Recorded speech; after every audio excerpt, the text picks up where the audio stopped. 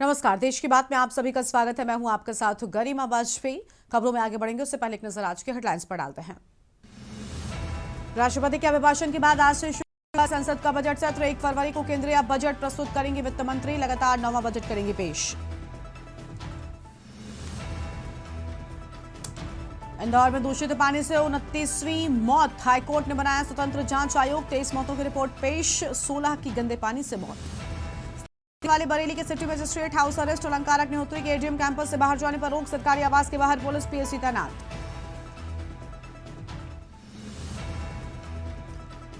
Codeine syrup case में शुभम जायसवाल के 3 साथी गिरफ्तार। जारी था लुकआउट नोटिस। गिरोह ने कराई थी मास्टरमाइंड की मुलाकात। सीएम योगी के समर्थन में इस्तीफा देने वाले GST deputy commissioner Prashant Kumar Singh पर फर्जी सर्टिफिकेट से नौकरी नहीं लेने का आरोप लगा। अमेरिका में बर्फीले तूफान से भारी तक 38 लोगों की मौत। लाखों घरों में बिजली गुल। 5000 से ज्यादा उड़ानें रद्द। आप देख रहे हैं के न्यूज, खबरों का सारथी। रुक करते हैं खबरों की से बड़ी जानकारी। आज से संसद का बजट सत्र शुरू होगा। बड़ी जानकारी आपको हम बता रहे हैं। राष्ट्रपति के अभिभाषण से होगा आगाज। बजट सत्र 28 जनवरी से 2 अप्रैल तक चलेगा। संसद का बजट सत्र 2 चरणों में चलेगा। पहला चरण 28 जनवरी से शुरू हो जाएगा और 28 जनवरी से लेकर 13 फरवरी तक चलेगा। वहीं दूसरा चरण 9 मार्च से 2 अप्रैल तक चलेगा। राष्ट्रपति के अभिभाषण से आगाज होगा। राष्ट्रपति के अभिभाषण के बाद आर्थिक सर्वे पेश होगा। संसद के सदन में 1 फरवरी को होगा बजट पेश। राष्ट्रपति दोनों सदनों की संयुक्त बैठक को संबोधित करेंगी। संसदीय इतिहास में रविवार को दूसरी बार पेश होगा बजट। केंद्रीय वित्त मंत्री निर्मला सीतारमण पेश करेंगी बजट। सीतारमण लगातार 9वां बजट पेश करेंगी। राष्ट्रपति के अभिभाषण पर धन्यवाद प्रस्ताव पर होगी चर्चा। केंद्र सरकार को घेरने के लिए विपक्ष भी पूरी तरीके से तैयार है।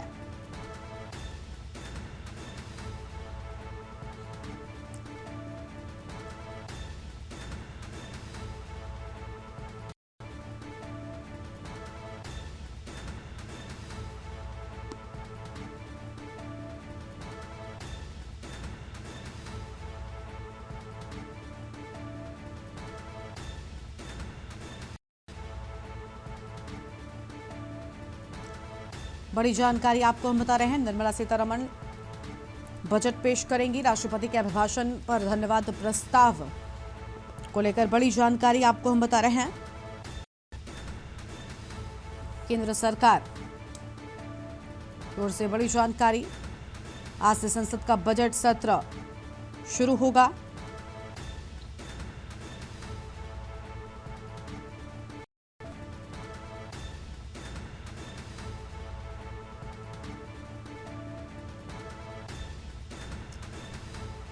बड़ी जानकारी आपको हम बता रहे हैं। 28 जनवरी से 2 अप्रैल तक चलेगा सत्र। बड़ी खबर आपको हम बता रहे हैं। संसद का बजट सत्र 2 चरणों में चलेगा। ये बड़ी जानकारी आपको हम बता रहे हैं। पहला चरण 28 जनवरी से 13 फरवरी तक चलेगा।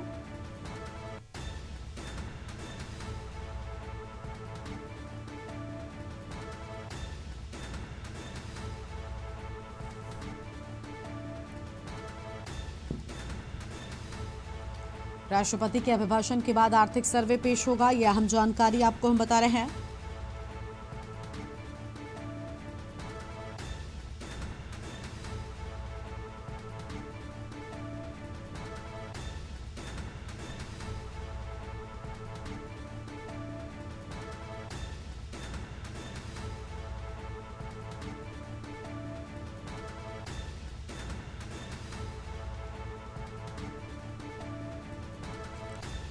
और इसी खबर पर बातचीत के लिए हमारे साथ हमारे संवाददाता अखिलेश जुड़ चुके हैं। अखिलेश जी, पूरी जानकारी क्या है? राष्ट्रपति के अभिभाषण पर धन्यवाद प्रस्ताव पर चर्चा होगी। देखिए गरिमा, संसद के बजट सत्र की शुरुआत आज यानी 28 जनवरी तक हो रही है और 28 जनवरी से शुरू होने वाला बजट सत्र 2 अप्रैल तक चलेगा।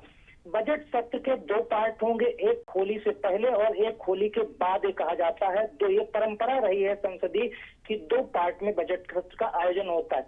बजट सत्र की जब शुरुआत आज होगी तो राष्ट्रपति के अभिभाषण प्रस्ताव के साथ शुरू होगी और राष्ट्रपति का अभिभाषण होगा और उसके बाद बजट सत्र की शुरुआत हो जाएगी।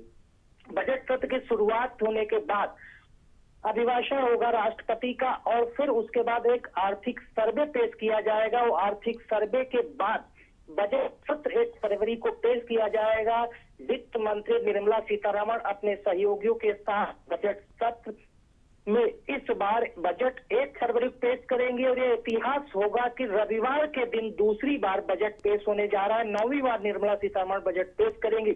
सबसे खास बात यह है कि बजट पेश होने के बाद राष्ट्रपति के अभिभाषण के प्रस्ताव पर धन्यवाद चर्चा होगी और चर्चा के दौरान सत्ता पक्ष और विपक्ष के बीच जबरदस्त नोक झोंक और शोर शराबा और हंगामा भी देखने को मिल सकता है, क्योंकि जब राष्ट्रपति के अभिभाषण के प्रस्ताव पर चर्चा होती है तो संसद के दोनों सदनों में लगातार सत्ता पक्ष और विपक्ष एक दूसरे पर राष्ट्रपति के अभिभाषण के प्रस्ताव के चर्चा के दौरान घेरने की कोशिश करता है और एक दूसरे को आईना दिखाने की कोशिश करता है। इस दौरान सड़क से संसद तक और सदन तक लगातार शोर शराबा हंगामा देखने को मिलेगा।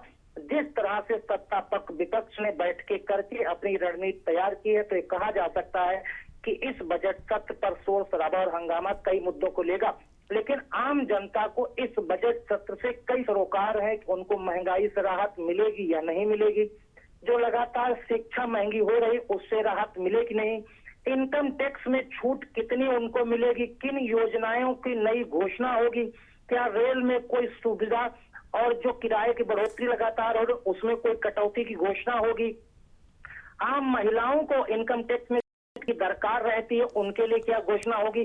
तो आम नागरिक जहां सत्ता पक्ष विपक्ष की नोक झोंक के अलावा वो अपने लिए इस बजट में क्या सौगात को 1 फरवरी को मिलेंगी, उसके लिए वो उसको अपनी पूरी ये चिंता रहती है कि जब 1 फरवरी को बजट पेश होगा तो जनता के थैले में क्या आएगा, उसके लिए कौन सा पिटारा खुलेगा, उस पिटारे पे कौन सी उनको सौगात मिलेगी। फिलहाल जो वेतनभोगी है, व्यापारी है, वो इनकम टैक्स में छूट दायरे से उम्मीद करते हैं, व्यापारी जीएसटी समेत तमाम ऐसे टैक्स हैं उनमें छूट की उम्मीद करते हैं। फिलहाल जब 1 फरवरी को बजट पेश होगा तो रेल से लेकर तमाम योजनाओं के बजट में क्या प्रावधान होता है, क्या योजनाओं में घोषणा की जाती है, किसके लिए कितना बजट निर्धारित किया जाता है, किस योजना में किसको कितना लाभ और कितनी छूट और किसके पिटारे में क्या जाता है, इसकी सभी को इंतजार रहेगा। गरिमा, बहुत शुक्रिया अखिलेश आपका हमारे साथ जुड़ने के लिए और अहम जानकारी के लिए। बड़ी खबर आपको हम बता रहे हैं, संसद सत्र आज से शुरू होगा, बजट सत्र की होगी शुरुआत। ये बड़ी जानकारी आपको हम बता रहे हैं।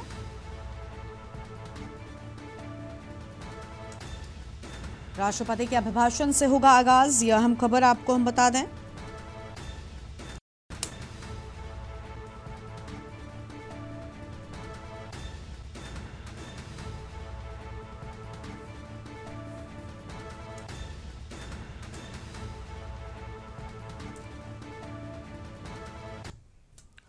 दिल्ली से बड़ी जानकारी, प्रधानमंत्री मोदी का आज का कार्यक्रम, एनसीसी रैली को संबोधित करेंगे प्रधानमंत्री। दोपहर लगभग 3:30 बजे रैली संबोधित करेंगे पीएम। दिल्ली के करियप्पा परेड ग्राउंड में रैली का आयोजन।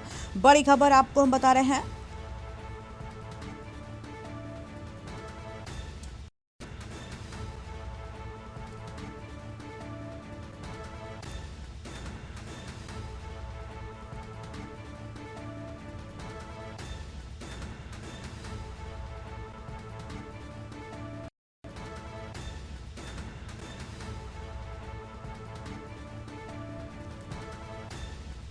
अहम जानकारी आपको हम बता रहे हैं, एनसीसी गणतंत्र दिवस शिविर का भव्य समापन होगा।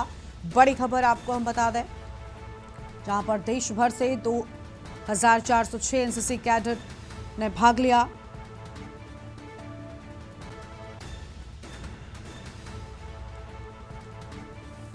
प्रधानमंत्री नरेंद्र मोदी एनसीसी रैली को संबोधित करेंगे। बड़ी खबर आपको हम बता रहे हैं, दोपहर लगभग 3:30 बजे रैली संबोधित करेंगे प्रधानमंत्री।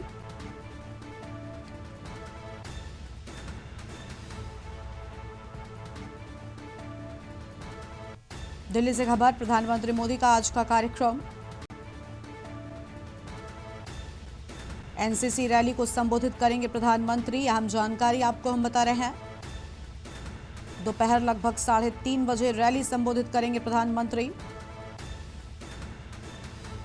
अखिलेश जी हमारे साथ में इस खबर पर भी लगातार बने हुए। अखिलेश जी, पूरी जानकारी क्या है? करियप्पा ग्राउंड में रैली की बात सामने आ रही है।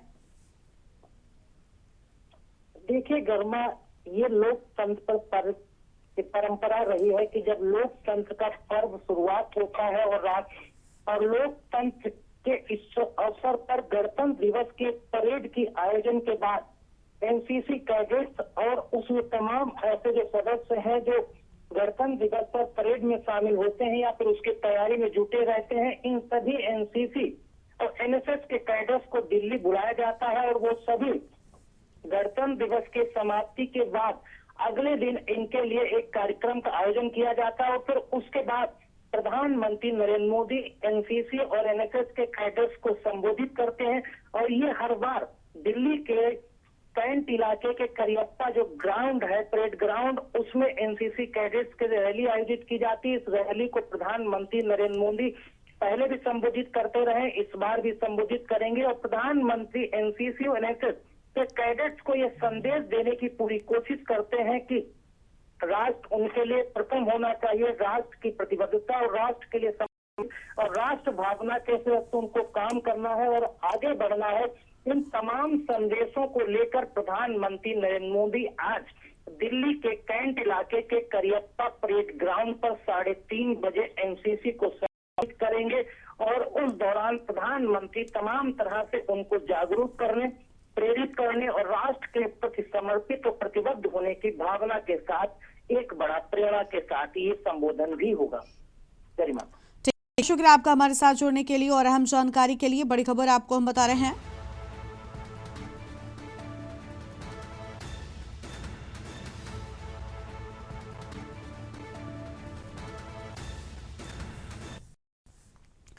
आगे बढ़ेंगे खबरों की ओर और अगली बड़ी जानकारी का रुख करते हैं। अगली बड़ी खबर आपको हम बताएंगे।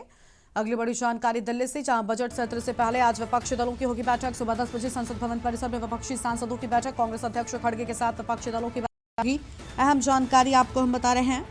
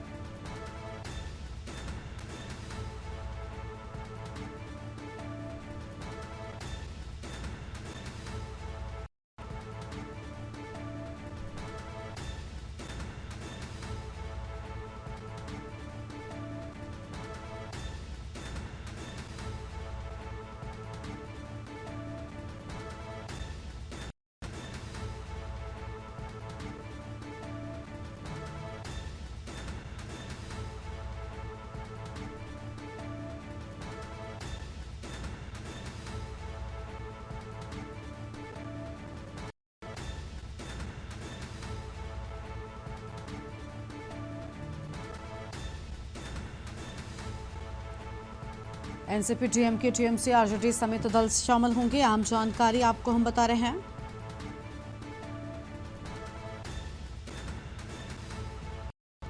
एकजुटता पर सड़क से सदन तक दिखाने पर होगा जोर। अहम जानकारी आपको हम बता रहे हैं।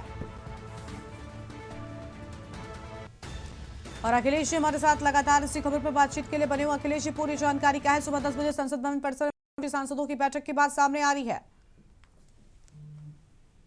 देखिए, आज बजट सत्र की शुरुआत हो रही है। बजट सत्र के लिए संसद के दोनों सदनों का जो संयुक्त अधिवेशन होगा उसकी शुरुआत 11 बजे होगी। उससे पहले कांग्रेस की अगुवाई में कांग्रेस के राष्ट्रीय अध्यक्ष मल्लिकार्जुन खड़गे की अध्यक्षता में संसद भवन परिसर में 10 बजे एक बैठक बुलाई गई है। इस बैठक में विपक्षी दलों के सभी सांसदों और उनके विधायक को आमंत्रित किया गया है। कांग्रेस की तरफ से बुलाई गई इस बैठक में संसद के अंदर सड़क से लेकर सदन तक जिस तरह से विपक्ष एकजुट होकर एकजुटता के साथ सदन की कार्रवाई में और सत्ता पक्ष यानी केंद्र सरकार को घेरने के लिए वो एक मुद्दे पर सभी एक राय के साथ, एक सहमति के साथ सड़क से सदन तक उन मुद्दों को उठाते नजर आए, सुर में सुर मिलाते चले आए। अगर केंद्र सरकार को घेरने की जरूरत पड़े तो सभी विपक्षी दलों के सांसद एक साथ खड़े होकर उनको घेरते नजर आए। अगर सदन के अंदर वॉकआउट करना है तो विपक्षी दलों को एक साथ वॉकआउट करना है। अगर बेल में सरकार घेरने की कोशिश करना है, सदन के बाहर सड़क तक, संसद परिसर तक अगर घेरना है तो इन तमाम रणनीति को लेकर केंद्र सरकार को घेरने के लिए विपक्षी दलों की एक बड़ी बैठक आज सुबह 10 बजे संसद भवन के परिसर में कांग्रेस के कार्यालय में शुरू होगी, जिसकी अध्यक्षता मल्लिकार्जुन खड़गे यानी कांग्रेस के राष्ट्रीय अध्यक्ष करेंगे।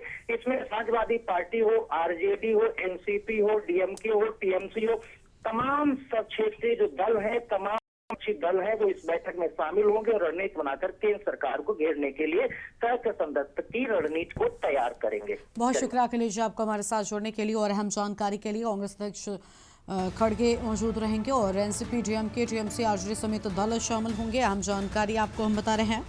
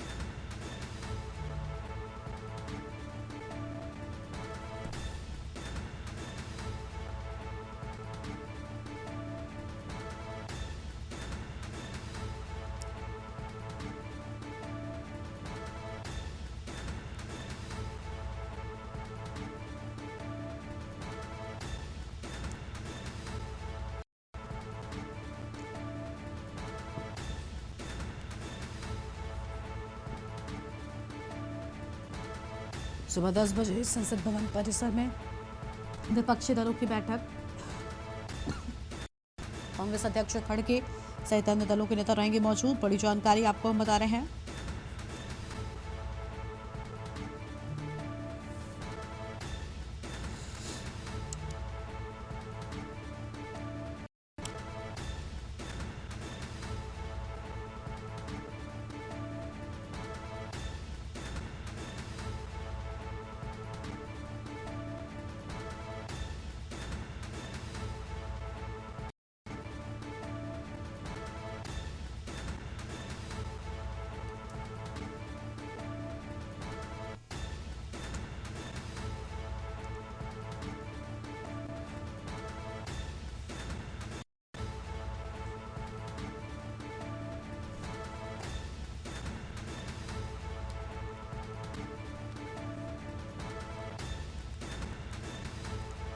कांग्रेस अध्यक्ष खड़गे के साथ विपक्षी दलों की बैठक होगी। बड़ी जानकारी आपको हम बता रहे हैं। कई और दलों के प्रतिनिधि भी मौजूद रहेंगे।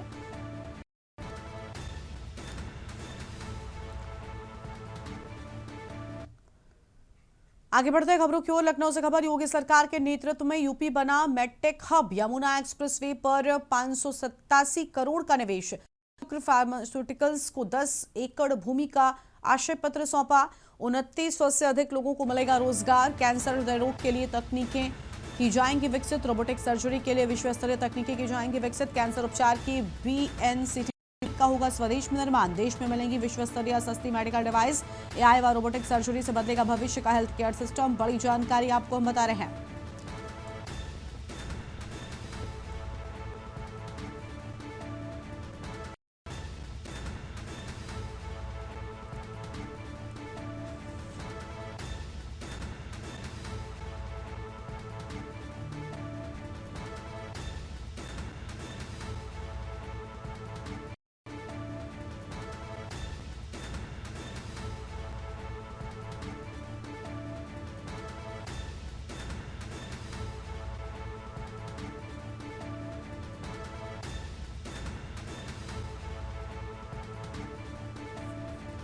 अहम जानकारी आपको हम बता रहे हैं।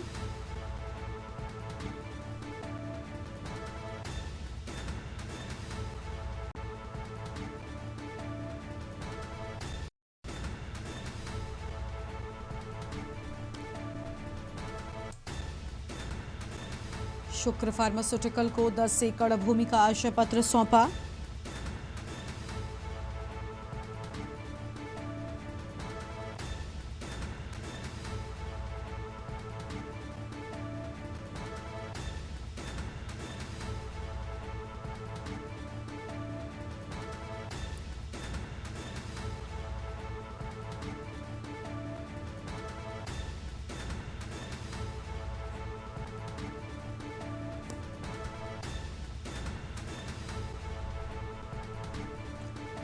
रोबोटिक सर्जरी के लिए विश्व स्तरीय तकनीकी की जाएंगी विकसित, अहम जानकारी आपको हम बता रहे हैं।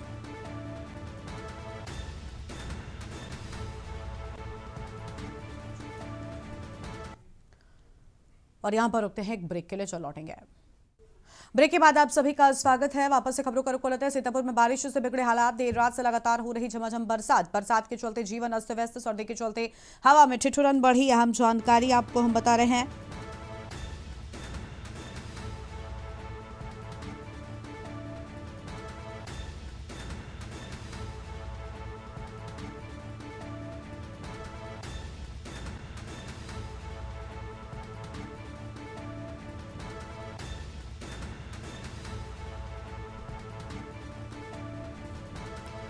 बड़ी खबर आपको हम बता रहे हैं।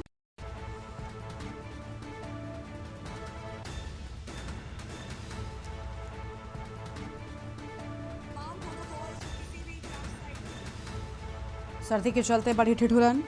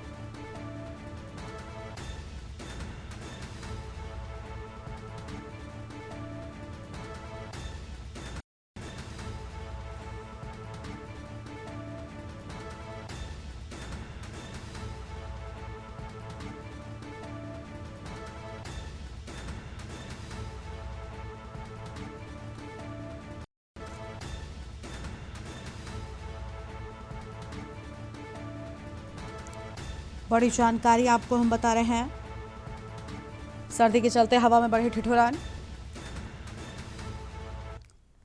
लखनऊ से, जहां पर महान स्वतंत्रता संग्राम सेनानी स्वदेशी आंदोलन के प्रबल समर्थक पंजाब केसरी लाला लाजपत राय की जयंती को लेकर यह बड़ी जानकारी आपको हम बता रहे हैं।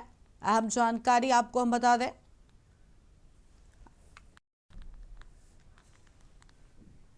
स्वदेशी आंदोलन के प्रबल समर्थक थे लाला लाजपत राय की जयंती आज।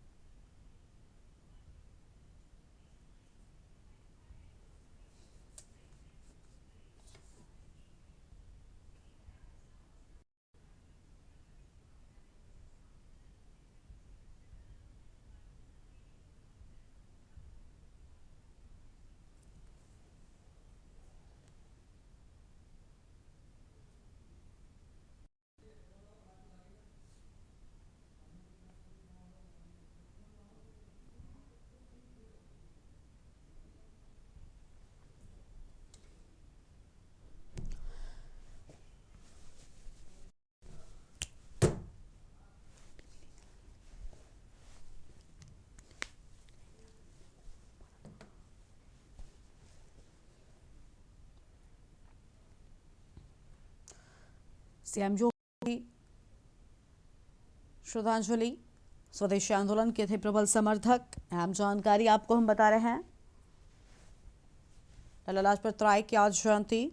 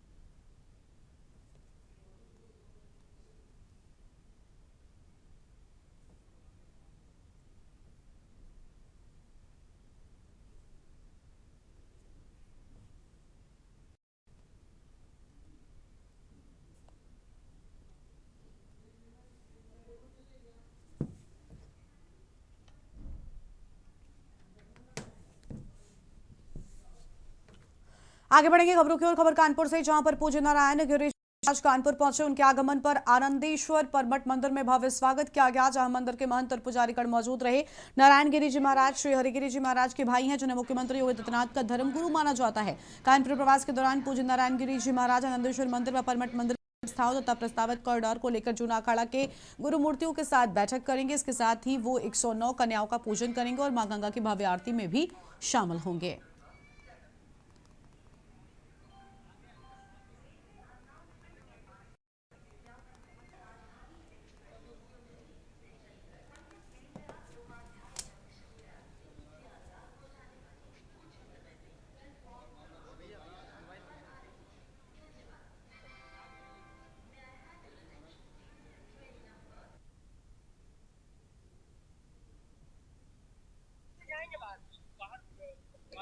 एक नंबर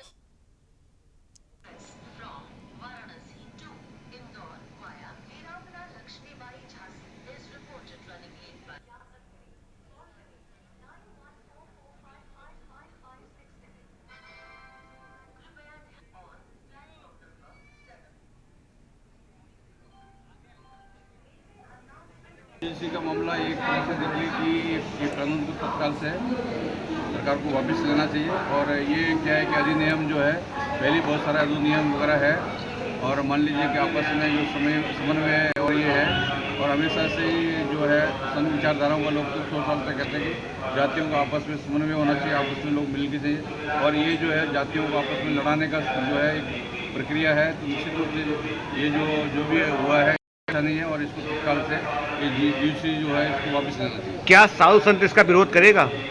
क्या साधु संत इसका विरोध करेंगे? नहीं, साधु संत तो हमेशा ही जो है देखिए कि जो राष्ट्र के लिए नुकसानदायक है उसका हमेशा से विरोध करता रहा है, और ये जो है कानून सबके लिए अच्छा है, और ये जो है हमारे जो आपस में जो हम लोग का तालमेल है उसमें और फूट डालने का काम करेगा जी।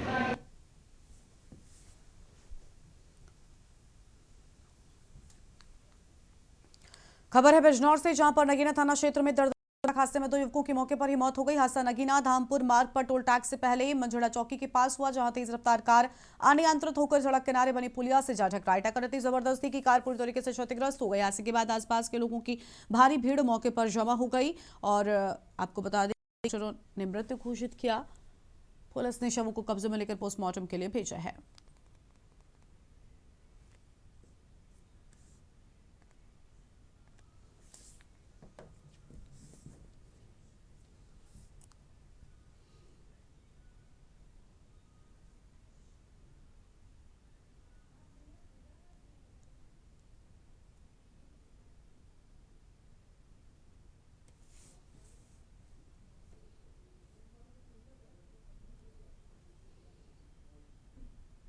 थाना क्षेत्र नगीना के पुरैनी टोल प्लाजा के पास तेज रफ्तार आ रही कार अनियंत्रित होकर बिजली के पोल से टकरा गई, जिस कार में बैठे मोहम्मद फहीम और कैफ दोनों घायल हो गए, जिन्हें तत्काल प्राथमिक चिकित्सा केंद्र लाया गया, जहां उपचार के दौरान डॉक्टरों द्वारा दोनों को मृत घोषित कर दिया गया है।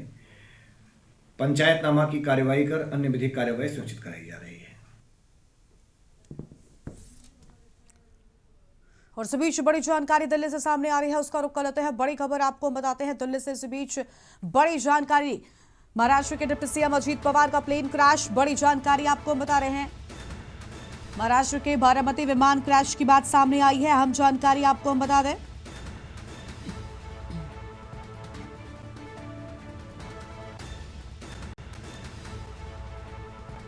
विमान में एनसीपी नेता अजीत पवार मौजूद थे। बड़ी खबर आपको हम बता रहे हैं, डिप्टी सीएम अजीत पवार का विमान महाराष्ट्र के बारामती में क्रैश होने की सूचना। बड़ी जानकारी आपको हम बता रहे हैं, महाराष्ट्र के बारामती में विमान क्रैश हुआ।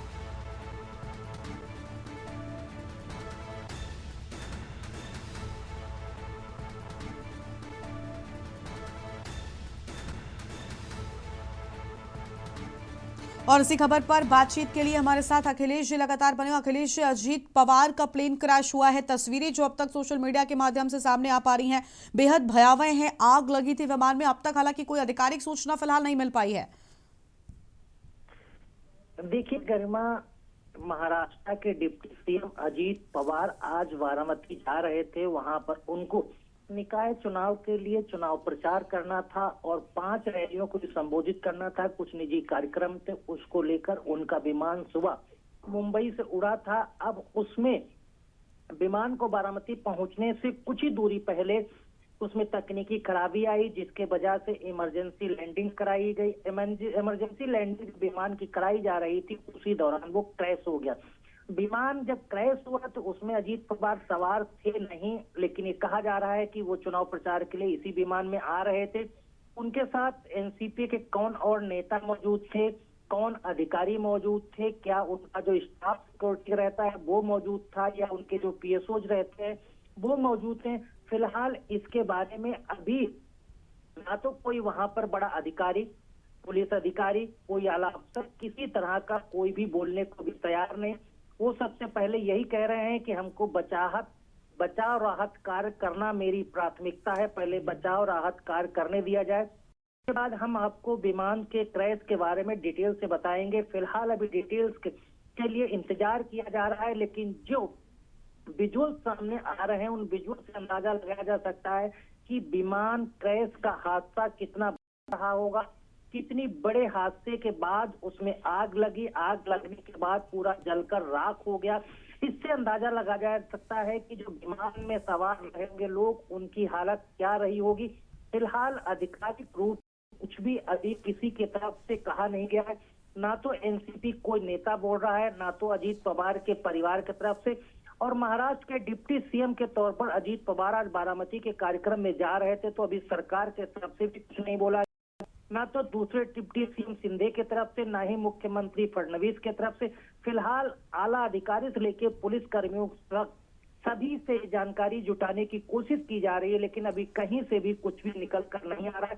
सभी कह रहे हैं कि बड़ा हादसा हुआ है, बचाव राहत कार्य चल रहा है, फिलहाल प्राथमिकता है उसको पूरा कर रहे हैं, आप लोगों को डिटेल जानकारी दी जाएगी। गरिमा, फिलहाल इंतजार करना होगा, कुछ देर बाद ये पता चलेगा कि विमान में कौन कौन सवार था, क्या अजीत पवार उसमें थे, उनके साथ कौन थे, अधिकारी कौन थे, पीएसओ कौन थे, सुरक्षा कर्मी कौन थे। तो इन तमाम चीजों के लिए इंतजार करना रहेगा, लेकिन कहा जा सकता है बेहद बड़ा और दुखद हादसा है और इसके लिए सभी महाराष्ट्र में गमगीन हैं और वो इस तरह के कह रहे हैं कि इसके बारे में कुछ भी अभी बोलना कहना जल्दबाजी होगा। फिलहाल इंतजार करना होगा कि जो आधिकारिक तौर पर वहां से कोई अपडेट आए और विमान क्रैश के बारे में बताया जाए कि इस विमान में कौन कौन सवार था, कौन नहीं था और हालत क्या है, कितने घायल हैं, कितने लोगों को कुछ बड़ा हादसा का शिकार हुआ है। फिलहाल इंतजार करना होगा गरिमा। बिल्कुल, लेकिन जो तस्वीरें अखिलेश जी सामने आई हैं वो परेशान कर देने वाली हैं। पूरे विमान में आग लगी है और लगभग सब नजर आ रहा है, चिंता बढ़ रही है क्योंकि अब तक कोई इस पर जानकारी भी नहीं मिल पाई कि आखिर हुआ क्या है। देखिए गरिमा, बता रहा है कि जब मुंबई से विमान उड़ा और उसके बाद बारामती में उतरना था, जहां पर कई निजी कार्यक्रम थे, बताया जा रहे हैं 5 कुछ जनसभाएं भी थी जिनमें भी अजीत पवार को शामिल होना था। तो ये अंदाजा लगाया जा रहा था कि जो विमान सुबह मुंबई से उड़ा और बारामती में उतरना था, इसमें अजीत पवार हो सकते हैं। लेकिन अभी तक आधिकारिक तौर पर पुष्टि नहीं हो जाए। और बताया जा रहा है कि विमान बारामती पहुंचने वाला ही था, उससे पहले तकनीकी खराबी आई। तकनीकी खराबी के चलते विमान को इमरजेंसी लैंडिंग करानी पड़ी, और जब इमरजेंसी लैंडिंग कराई जा रही थी उस दौरान विमान क्रैश हो गया और आग लग गई। आग लगने के बाद विमान पूरी तरह से जलकर राख हो गया है। अब इसमें कौन सवार था, किस सवार थे, क्या हुआ, कितने के लिए पुष्टि होना बाकी है। गरिमा, बिल्कुल, शुक्रिया आपका अखिलेश हमारे साथ जुड़ने के लिए और अहम जानकारी के लिए। बड़ी खबर आपको बता रहे हैं, बारामती में विमान क्रैश हुआ। डिप्टी सीएम अजीत पवार के सवार होने की बात सामने आ रही है। बड़ी जानकारी आपको बता रहे हैं, हालांकि अब तक कोई स्पष्ट जानकारी नहीं मिल पाई है। एनसीपी नेता अजीत पवार सवार थे, बड़ी जानकारी आपको बता रहे हैं। महाराष्ट्र से ये बहुत बड़ी खबर सामने आ रही है।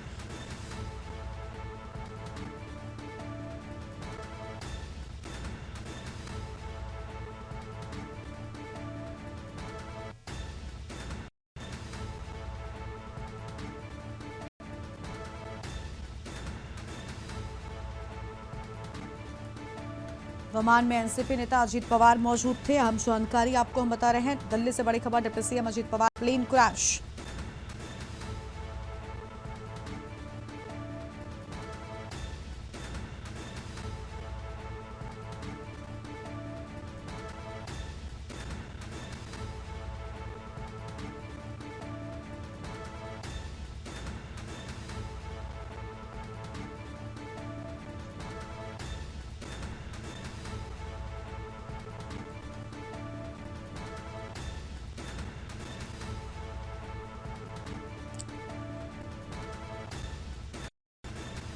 बारामती में लैंडिंग के दौरान विमान हादसा, बड़ी जानकारी आपको हम बता रहे हैं। विमान में एनसीपी नेता अजीत पवार मौजूद थे, लेकिन अब तक कोई स्पष्ट जानकारी नहीं मिल पाई है। फिलहाल इस पूरे विषय में बोलने को तैयार नहीं। ये बड़ी जानकारी आपको हम बता रहे हैं। महाराष्ट्र के बारामती में विमान क्रैश, बड़ी जानकारी आपको बता दें। लैंडिंग के दौरान ये विमान क्रैश हुआ। बारामती में लैंडिंग के दौरान क्रैश हुआ विमान।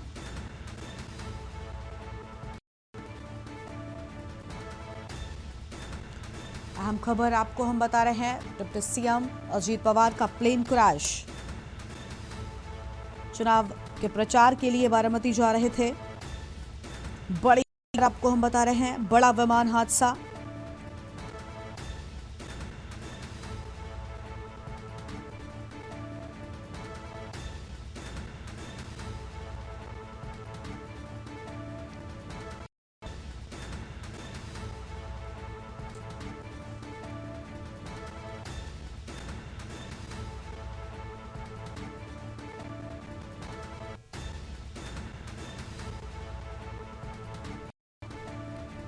अहम जानकारी आपको हम बता रहे हैं।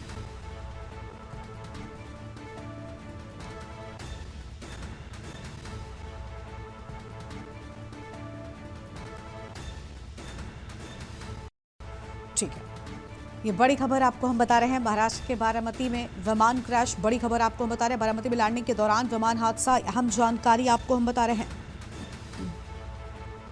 विमान में एनसीपी नेता अजीत पवार मौजूद थे, ये जानकारी आपको हम बता रहे हैं। इस वक्त की बड़ी खबर, और हमारे साथ में अखिलेश जी लगातार बने हुए। अखिलेश जी, विमान हादसे में 6 लोगों की मौत की बात सामने आ रही है, लेकिन अब तक कोई जानकारी अजीत पवार को लेकर नहीं मिल पा रही है। हालांकि कुछ बड़े लोगों के यहाँ पहुंचने की खबर भी सामने आ रही है। अपने आप में बड़ा सस्पेंस जो है वो बना हुआ है। 6 लोगों की मौत की बात सामने आई है। अब तक जो तस्वीरें हैं उसमें भी फिलहाल हम ये देख पा रहे हैं कि लगभग जो नुकसान है वो बहुत बड़ा है। क्या कहेंगे सर? देखिए गरिमा, तो अजीत पवार के विमान क्रैश का मामला है। अब इसमें से कंफर्म कर दिया गया है परिवार के तरफ से कि जो विमान क्रैश हुआ है उसमें अजीत पवार सवार थे, उनके साथ कुछ लोग और सवार थे। फिलहाल जो वहां पर आधिकारिक तौर पर जो अधिकारी मौजूद है पुलिस की तरफ से ये कंफर्म किया गया है, और उस खासकर डीजीसीए की तरफ से कहा गया कि विमान में मौजूद 6 लोगों की मौत हो गई है। इस विमान क्रैश में जो 6 लोग मौत हो गई है उसमें फिलहाल अजीत पवार के नाम का जिक्र अभी तक नहीं किया गया है। ना तो मौके पर मौजूद पुलिस अधिकारियों की तरफ से इसका जिक्र किया जा रहा है, ना तो डीजीसीए की तरफ से जो सूचना जारी की गई है कि 6 लोगों की विमान क्रैश में मौत हुई है। लेकिन जहां तक सवाल है कि अजीत परिवार के जो परिवार है उसमें उनकी भतीजी सांसद सुप्रिया सूले दीवाना हो गई हैं। इसके अलावा उनकी पत्नी और परिवार के तमाम लोग हैं जो बारामती के लिए रवाना हो गए हैं। तो इससे अंदाजा लगाया जा सकता है कि अजीत पवार इस विमान में सवार थे और जो विमान क्रैश हुआ है उस समय अजीत पवार भी उसमें सवार थे। परिवार के सदस्यों को, उनकी भतीजी सुप्रिया सूले का, उनकी पत्नी समेत परिवार के दूसरे सदस्यों का मुंबई से रवाना होना और सुप्रिया सूले का दिल्ली से बारामती के रवाना होना, तो ये बताता है कि उसमें अजीत पवार सवार थे। अजीत पवार के बारे में आधिकारिक तौर पर कोई पुष्टि अभी तक नहीं की जा रही है कि वो सकुशल बचे हैं या वो भी विमान क्रैश के हादसे का शिकार हुए हैं। इसके लिए इंतजार करना होगा कि क्या हादसा जो हुआ है विमान क्रैश के बड़े हादसे में अब तक जो 6 लोगों की पुष्टि की गई है और उसमें कौन कौन था, अजीत पवार थे तो उनकी हालत क्या है, इस पर भी अभी आधिकारिक पुष्टि का इंतजार करना होगा। फिलहाल डीजीसीए के तरफ से कंफर्म कर दिया गया है कि विमान में सवार 6 लोगों की मौत हो गई और ये विमान हादसा करीब 8:45 के आसपास का बताया जा रहा है। वही वो मुंबई से उड़ान भरी थी विमान ने। फिलहाल इसके लिए लगातार अपडेट के लिए इंतजार करना होगा और अभी तक जो आधिकारिक पुष्टि, चाहे वो अजीत परिवार की तरफ से हो, पुलिस कर्मियों की तरफ से हो, पार्टी के तरफ से हो, महाराष्ट्र सरकार के तरफ से हो, किसी के तरफ से किसी तरह का कोई अपडेट अब तक अजीत पवार के बारे में नहीं दिया जा रहा है। संशय बरकरार है।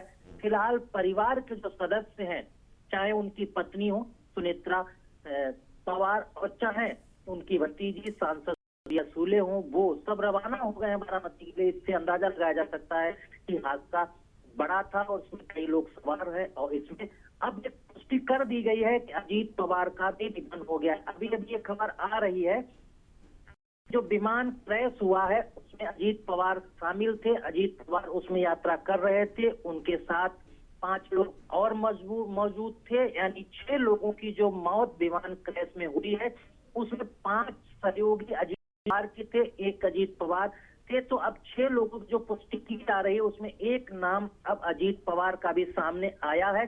5 लोग उनके सहयोगी सुरक्षा कर्मी बताए जा रहे हैं। तो कुल मिलाकर विमान क्रैश हादसे में 6 लोगों की मौत हो गई है और इस मामले में अब आधिकारिक तौर पर यह पुष्टि की गई है कि अजीत पवार भी इस विमान में शामिल थे और विमान क्रैश हुआ है उसमें अजीत पवार की मौत हुई है। 5 लोगों के साथ अजीत पवार का भी निधन हुआ है।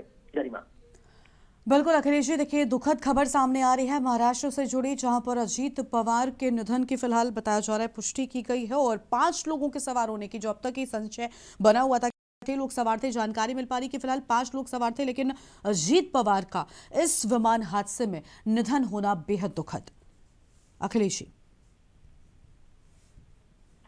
देखिए बेहद दुखद और भीषण हादसा कहा जा सकता है। विमान क्रैश में जो 6 लोगों की मौत हुई है उन 6 लोगों में महाराष्ट्र के डिप्टी सीएम अजीत पवार भी सवार थे और ये आशंका सुबह से ही जताई जा रही थी जब से विमान क्रैश हादसे की खबर आई थी। विमान क्रैश के जो विजुअल्स सामने आ रहे थे उसमें देखा जा रहा था कि धुआं उठ रहा है, पूरा विमान जलकर राख हो गया है, किसी के बचने की उम्मीद ना के बराबर सुबह से ही जताई जा रही थी। लेकिन आधिकारिक तौर पर कोई पुष्टि नहीं कर रहा था, ना तो महाराष्ट्र सरकार के मुख्यमंत्री देवेंद्र फडणवीस या फिर डिप्टी सीएम शिंदे की तरफ से भी कुछ नहीं कहा जा रहा था, ना तो कोई सुरक्षा एजेंसी इसके बारे में बोल रही थी।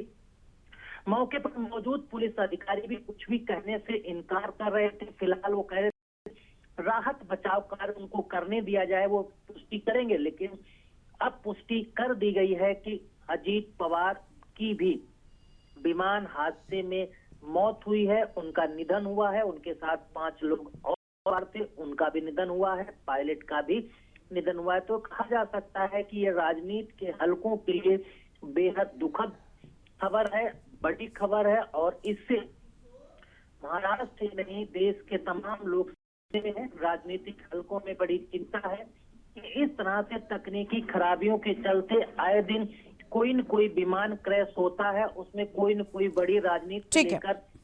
ठीक है सर, लौटेंगे आपके पास में। इस बीच बड़ी जानकारी सामने हमारे साथ में किशोर जी जुड़ चुके हैं, हमारे सहयोगी हैं। बहुत स्वागत सर आपका। सर, बेहद दुखद खबर, विमान में एनसीपी नेता अजीत पवार मौजूद थे और उनके निधन की बात सामने आई है। बहुत बड़ा नुकसान राजनीति के लिए।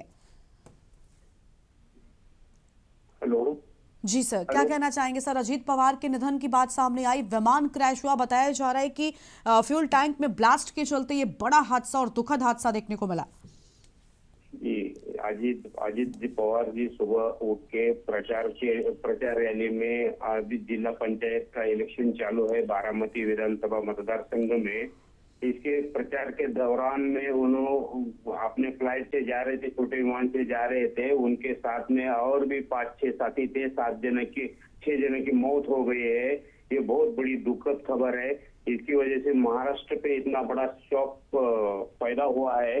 तो इसकी जानकारी ऐसी है कि अजीत दादा सुबह उठ के अपने फ्लाइट से महाराष्ट्र दौरे में प्रचार के लिए जा रहे थे। इंदापुर बारामती में जा रहे थे।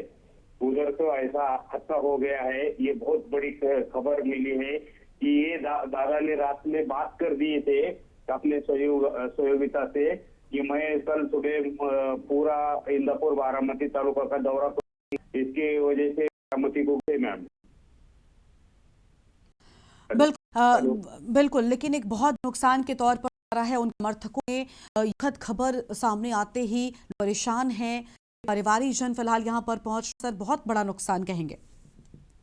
के परिवार के 283 लोग जो है हो गए, क्योंकि उनका बारामती में ही पूरा घर के लोग हैं। तो सब लोग इकट्ठा हो गए हैं। उनकी खबर मिलते ही उन लोगों को इतना हादसा हुआ कि कई लोग बेहोश भी हो गए, उनके चक्कर आ गए उनके परिवार के लोगों को, और वो जगह हो गए हैं। उनके परिवार के लिए नहीं है, महाराष्ट्र के लिए बहुत बड़ा दुखद घटना हो गई है। इतना बड़ा नेता जाने से और हर जगह पे शोक मनाया जा रहा है। बिल्कुल, इसी की ओर से अब तो पुष्टि भी करती गई सीएम अजीत पवार का इस दुखद विमान हादसा हुआ है। बहुत बड़ा नुकसान कहेंगे, क्योंकि जिस तरीके से ये पूरा विमान हादसा हुआ, वो चुनाव प्रचार के लिए जा रहे थे, जानकारी मिल पाई है, और इसी विमान में सवार थे।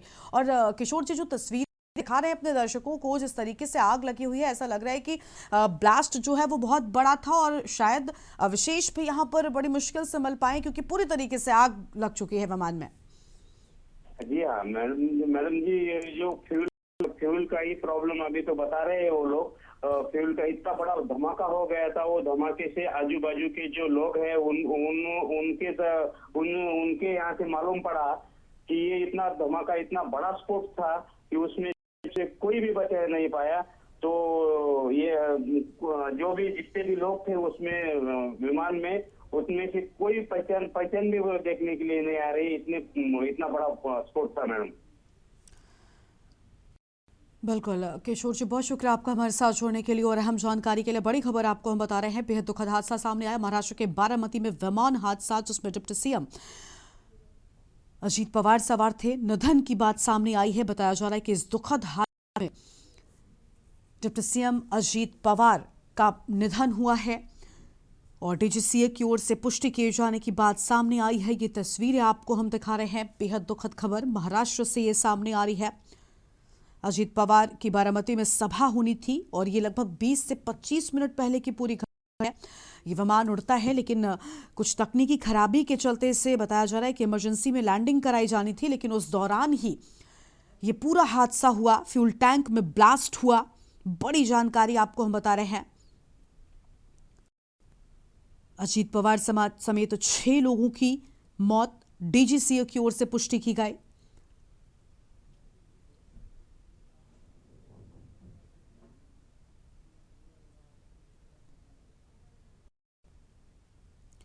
बड़ी जानकारी आपको हम बता रहे हैं।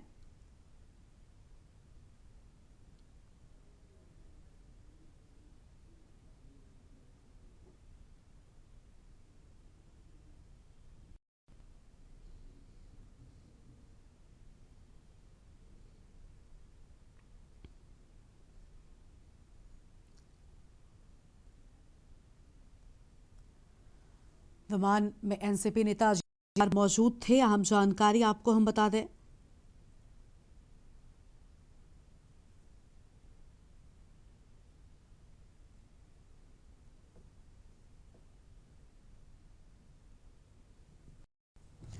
बारामती में लैंडिंग के दौरान विमान क्रैश हुआ। ये तस्वीरें बेहद परेशान कर देने वाली। विमान में एनसीपी नेता अजीत पवार मौजूद थे। आम खबर आपको हम बता रहे हैं, डिप्टी सीएम अजीत पवार का प्लेन क्रैश हुआ दिल्ली से। ये बड़ी जानकारी और ये तस्वीरें सामने आई हैं। दुखद हादसा महाराष्ट्र के बारामती से ये खबर सामने आई है।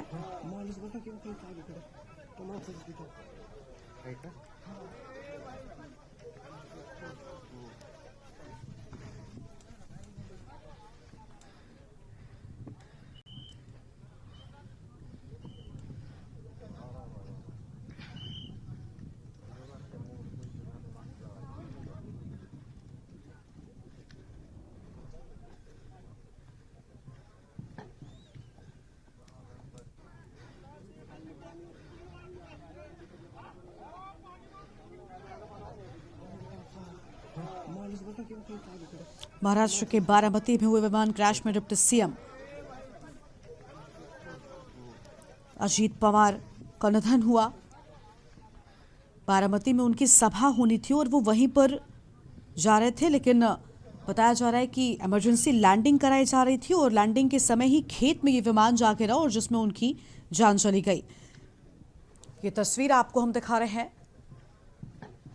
बारामती में ये विमान हादसा हुआ। महाराष्ट्र के बारामती से ये दुखद खबर सामने आई है, जहां पर डिप्टी सीएम अजीत पवार का निधन हो गया। विमान हादसे में कुल 6 अन्य लोगों की भी जान गई है। डीजीसीए की ओर से ये पुष्टि की गई है। देश की बात में इतना ही। देखते रहिए के न्यूज़ इंडिया। नमस्कार।